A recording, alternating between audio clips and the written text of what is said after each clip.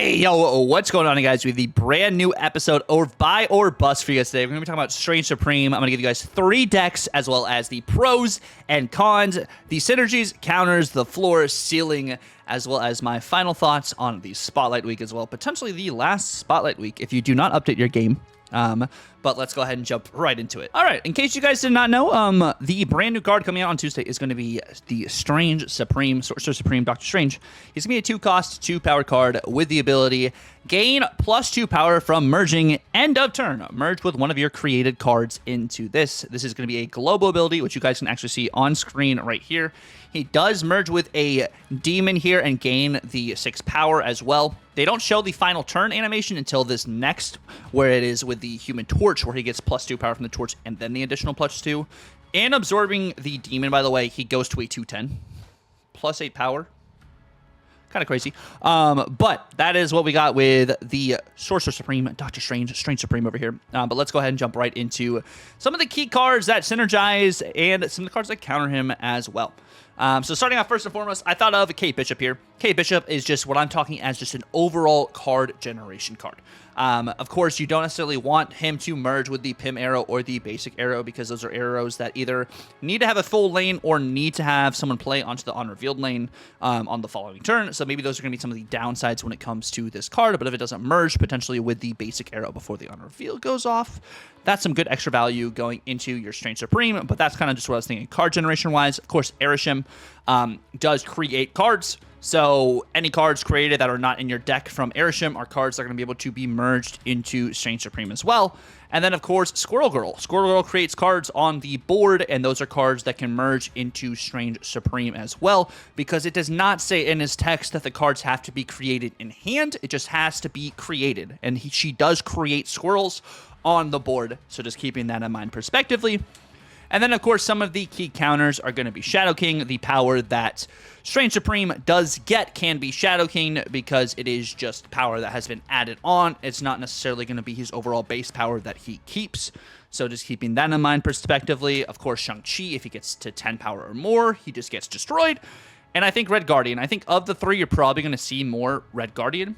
But I could be wrong. Maybe you are going to see more Shadow King. Shang-Chi's just already in the meta. So you already know this card's just going to be everywhere anyways because everyone and their mother's still playing Shang-Chi right now. But Red Guardian, of course, targets the Strange Supreme if he hasn't really merged with the card in his lane, of course, just yet. And negates his ability, so we can't do that anymore. And then, of course, going into the good for this card, we do have that as an anti and as a pro Clog card, in the sense where if you are playing against Clog, the Strange Supreme is really good to be able to make it so you are not clogged, because it will grab one of those Clog cards and absorb it, giving your Strange Supreme +2 power as well, and alleviating that card from its lane. And then it is pro-clogging at the same time because you're clogging your opponent and you're not wanting to clog your side of the board. So if you debris your opponent, and you're also to bring your side of the board because that's how the card works, you're also going to be able to drag one of those rocks into your Strange Supreme, and you're going to have that board spot open again. Of course, at the same time, it is high power potential because it merges with the card, gains that card's power, and then gets its +2. It's going to be really solid in aspects to be able to grow dramatically, just depending, of course, on what it is merging with. And it is a global ability. It is not just it has to be a card in its lane. It can be a card in a different lane. As you guys saw in the video as well, it merged with a Human Torch that was on the far right of him, opposed to right in his lane, and was able to gain that power, which is really nice for a 2-cost to be global, like a Ravonna. And then, of course, it gains the power of the cards, like I was saying, and it is +2 additional power. So a lot of these transactions are going to be pretty big. It just depends, of course, what is on the board and what you've generated. The bad of this card is the cards do have to be created. So it's not just you can kind of just play a card, play your Iron Patriot, and the card goes into your hand, and then Strange Supreme just pulls it out of your hand. The cards have to be in play. The cards have to be in play, and they have to be created for this card to be able to merge with those cards. And they can also merge with cards you don't want merged. Like I was saying with the Pim arrow and the basic arrow, merging with the Pim arrow, pulling it out of the lane where it had all the extra power, will make it back to 1 power when it merges, opposed to the 4 power it was at when it was in that lane, or the basic arrow to that 4 power as well. Merging before the unreveal happens, it loses that extra power. And then it can be Shadow Kinged, it can be Shang-Chi'd, it can be Red Guardianed, and it's a bad late draw. I mean, you can play it out with some of your generated cards later in the game, but more often than not, you're going to want to have this out earlier to be able to gain as much power as possible, opposed to just later on in the game. Moving on to the floor and the ceiling of this card. we got some pretty cool interactions here, okay? So I'm trying to math this out the best way possible. I can't give you the direct number, of course, because it depends on what you've merged with. But on the ceiling of this card, you play this out on curve, and you have created cards on the board already. You played a Squirrel Girl turn 1. You have Strange on the board on turn 2. That means you are also merging with a card on turn 2. If you're merging with a card on turn 2, turn 3, turn 4, turn 5, turn 6, if you just count the additional power on Strange himself, that is 10 power that Strange gets just from merging with the cards, not including the power it gains from the cards it merged with. So 212 sounds pretty good, but of course that is the crazy high top end, and you have created cards on the board every single time. Like, you've played your Squirrel Girl turn 1, you've played your Strange turn 2, you play K Bishop turn 3, or you play like a Coulson turn 3. Strange merges with the other squirrel on turn 3, and then you play your 4 cost you created with Coulson on turn 4. Strange merges with that, and then your 5 cost merges with that.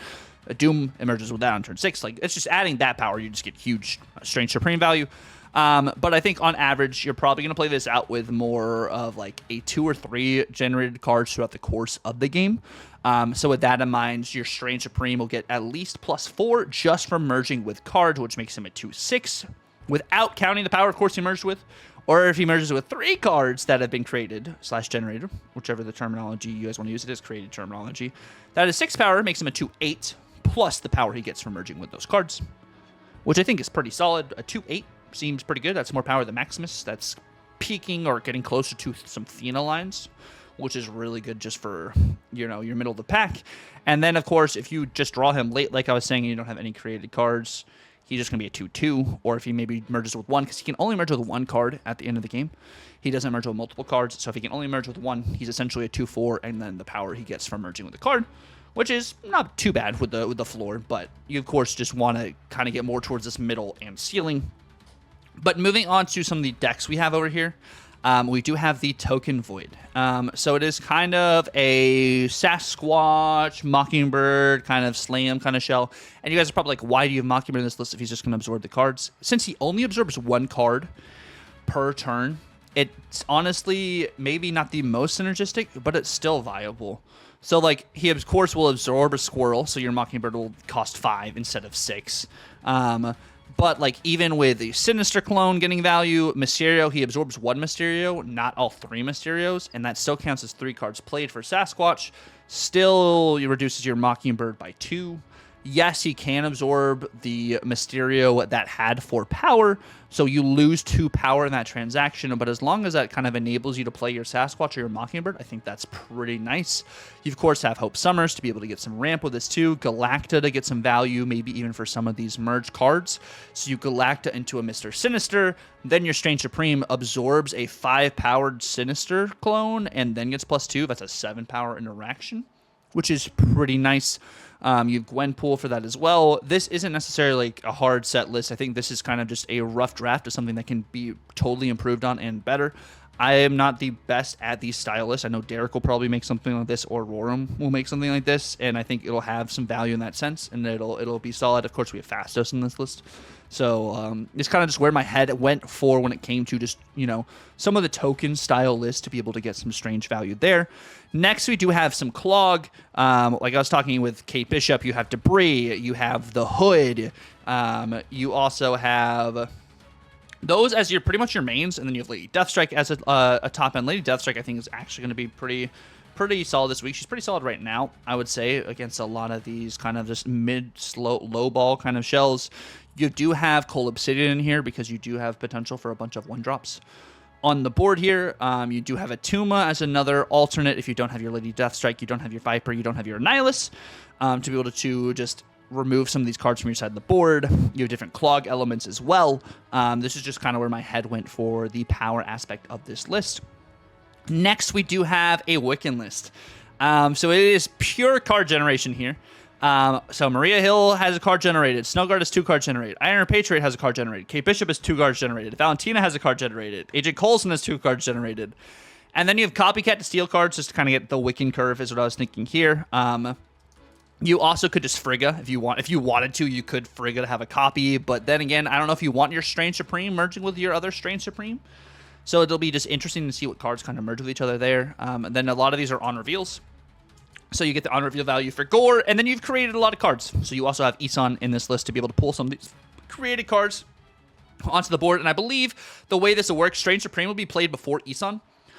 So the Strange Supreme interaction will more often than not, I believe, work before the Isan interaction. I think maybe with some testing, you'll have to like really fine-tune that, but I think that should be how it works. Kind of like the way Captain Marvel and Dracula things kind of work, because it's end of turn instead of end of game. I don't know. It'll be interesting to kind of just see how it works. So you guys totally feel free to let me know which do you think or no will interact first down in the comments below.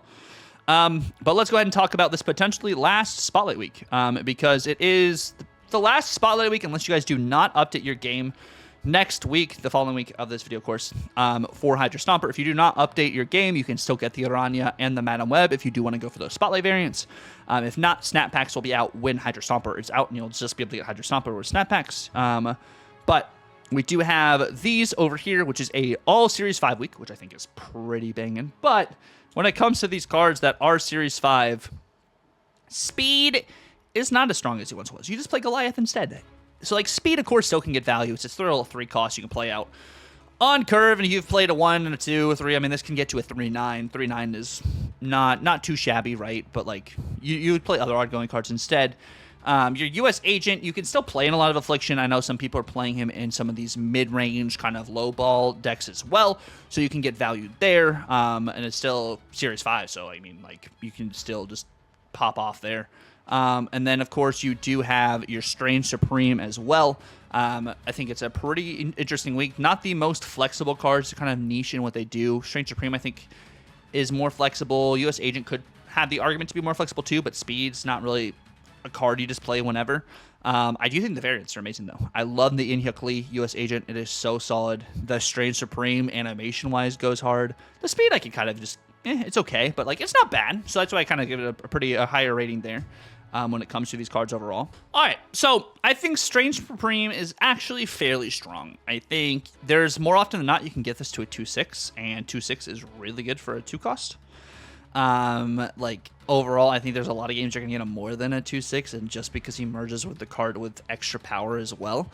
And I think that's going to be really cool for this card itself. It may not be the most flexible because you have to have created cards, but most cards in this game, like, that people are playing right now, like, when it comes to, like, deck building, have some form of creation or generation to be able to merge with your Strange Supreme. So there's a lot of value you can potentially get there. It just really depends on what you want merged, what you don't want merged, right? I don't necessarily know this card will get adjusted unless the merging is just too crazy and they don't want to give it the +2. But, like, Sebastian Shaw, you know, whenever that card gained power, it got an additional +2 as well, and they haven't tweaked that at all. So I wouldn't be surprised if it kind of just stays as is, or maybe they do make it crazy and make it also a, I don't know, if they want to make it a 3 cost, but it'd be interesting to see how that works with Broods. But this card, I think, is going to be pretty solid as is, which is why I think it is a buy. Of course, it depends on what style of play you want, and if you guys are wanting to wait for Snap Packs or not, but I do genuinely think this is going to be a good card.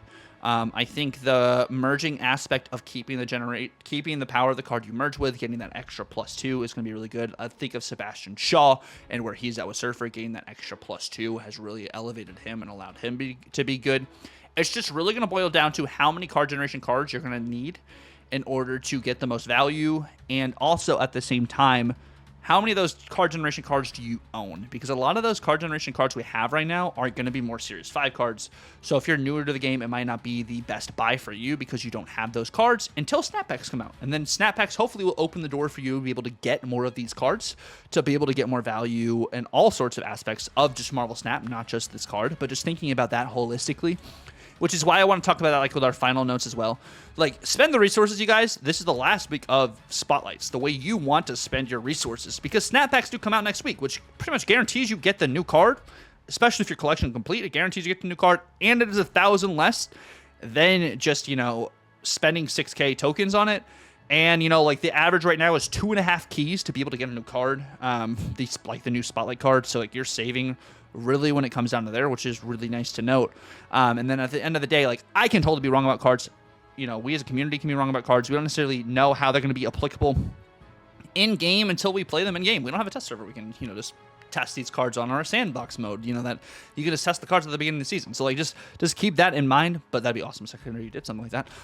But just like wait a couple days too. Like you don't have to buy him day one. If you're really on the fence about it, just feel it out and kind of just see what happens before going into it. We have an OTA on Thursday. Wait till the OTA comes out and then maybe make a decision there. Maybe he gets changed. Maybe another card gets changed that works with him. Like the game changes on OTA week. The meta normally, not all the time because our last OTA didn't really change all too much. But just keep that in mind prospectively, besides, you know, Toxie Doxie being better now. But anywho, spend the resources you guys want to spend it. This is the last week of Spotlight Caches. I do want to say thank you guys so much for watching the video. I really do appreciate it. If you guys did stick around to the very end, let me know down below. Do you guys think you're going to be getting, you know, your Strange Supreme, your Sorcerer Supreme Doctor Strange this week, or are you waiting for all of the rest of your card openings until Spotlights are gone and we have snapbacks? But I do want to say thank you guys so much for watching. I'm going to try and continue to post as regularly as I can. If you guys did not know, I had a kid, so we're still adjusting to having my son in our life and, you know, building our schedule around that, which is freaking amazing. Being a dad is already so much freaking fun. But yeah, thank you guys so much for watching. If you guys enjoyed the video, don't forget to like, comment, subscribe if you're new. Till next time, it's been real. God bless and Tucker out.